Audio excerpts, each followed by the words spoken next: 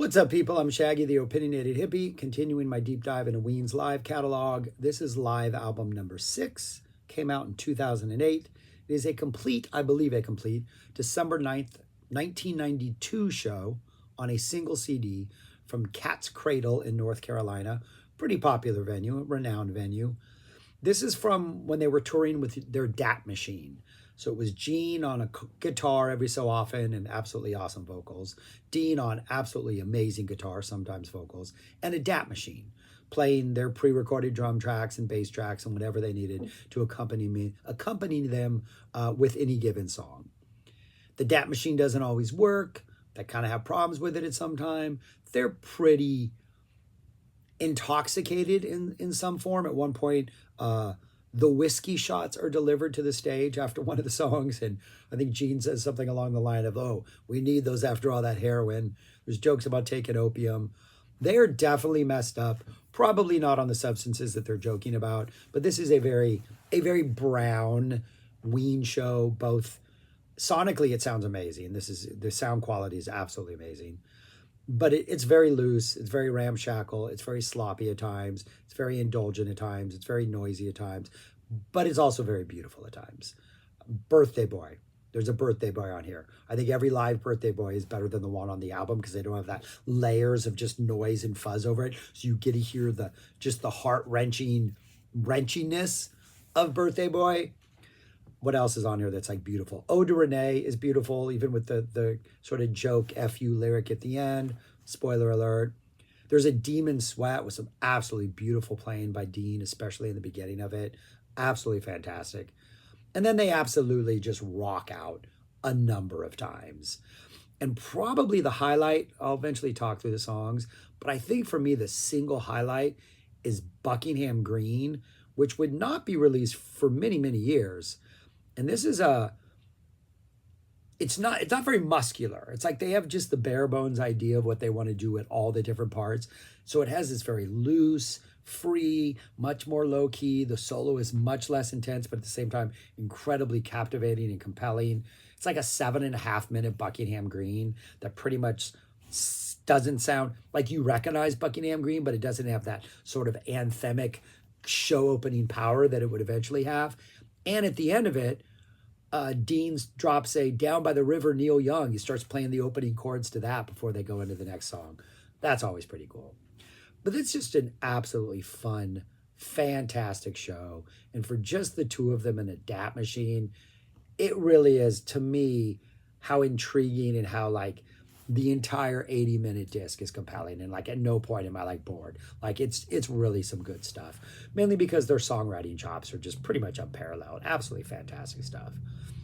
They open up with Big Jim after discussing that they were here 9.5 months ago, and there's half as many people now as there were 9.5 months ago. So let's hope we're 9.5 months better than we were back then. During the middle of Big Jim, just right in the middle of a song, I want to say it might even be mid-verse, Gene goes, "Hey, you're that dude from South Carolina, man. Yeah, thanks for coming. It's a long drive." Like just right in the middle.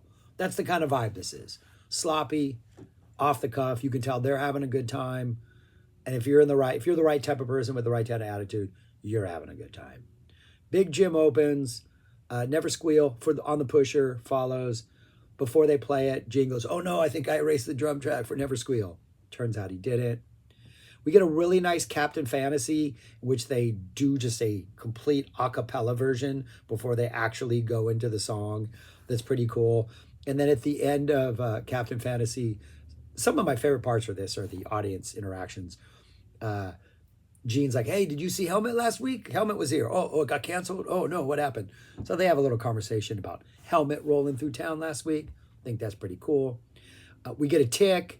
We get a pork roll, egg, and cheese. We get to cover it with gas and set it on fire, in which Diener is absolutely just shredding on guitar. He's, other than like pre-recorded drums and bass, he is the sole accompaniment on all of these songs. And he is doing so much solo-wise and rhythmically and just filling in all the little, just absolutely amazing. If you are not blown away by the guitar prowess of Dean Ween, you need to check this out because he just does so much and does it so well. We get the go and get stuff from the get-go. Super funky wah action from Diener. Really funky version of this. Don't get close to my fantasy. We get some words forgotten. We're forgetting some lyrics. The reason they forget the words is because apparently to them they're just smoking too much opium. They start over. At one point, I think it's at the end of the song, we get a renegade tease. Gene starts singing, "Oh, mama." It's clear he doesn't really know what the words are, but the ones he knows, he's singing.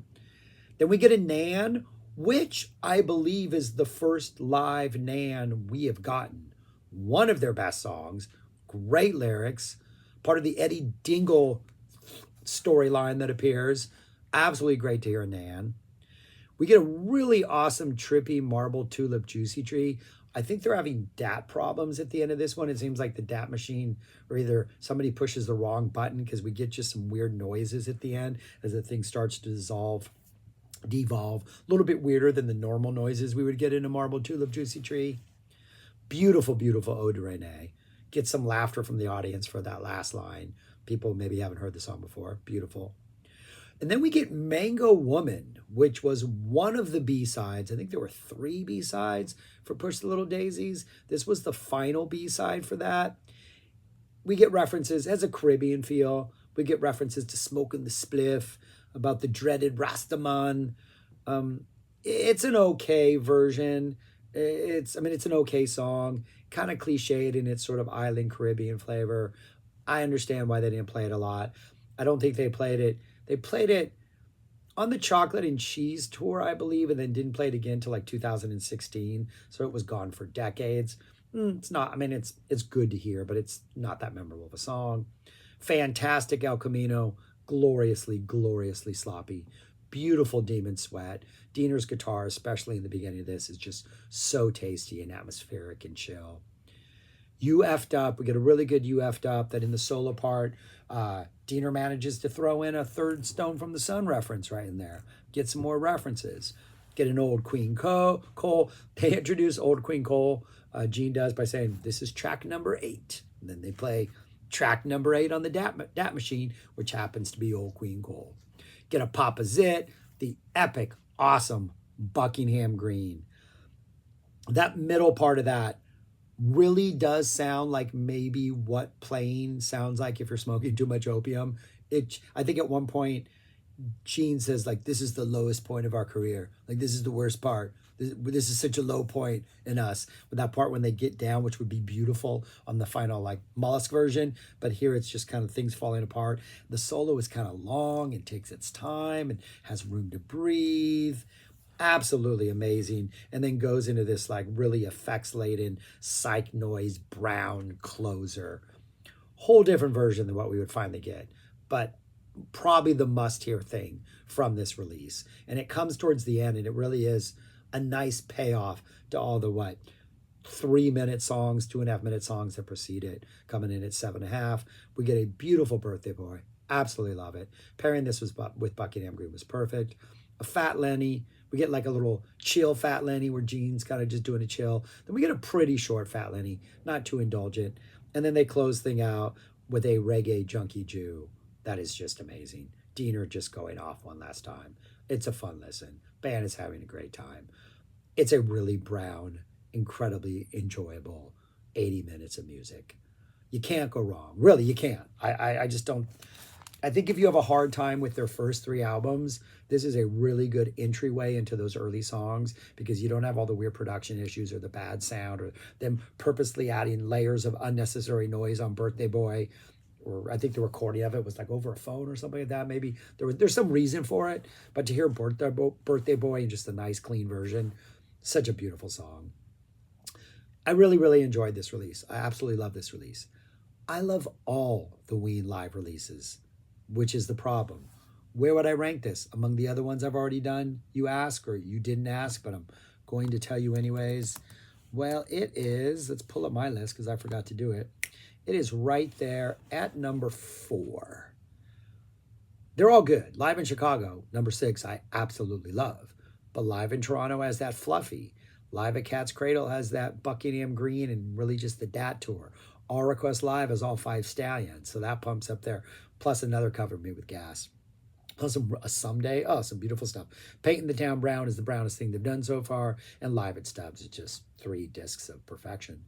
So yeah, number 4, but there's really not much distance between the all 6 of these, and it kind of comes down to, I guess, your taste in Ween. I was at those Stubbs shows, so I think that will always have a personal, get a vote up for me just because of that. But this is a really good lesson. It might be higher than the others, but I don't know. It's pretty close with All Request Live. I don't know. Who cares? Check it out anyways. They're all good. You should own all 6 of these if you don't. Your life is incomplete if you don't own all 6 of these. Or go listen to it somewhere for free and check it out first. But anyways, thank you for listening. Thank you for watching. Leave me your thoughts on this band, on this album. You know how these things work. Subscribe, share, listen, comment. I don't know. Thumbs up. All right. I'm rambling. Thanks for watching. Peace. Talk to you later.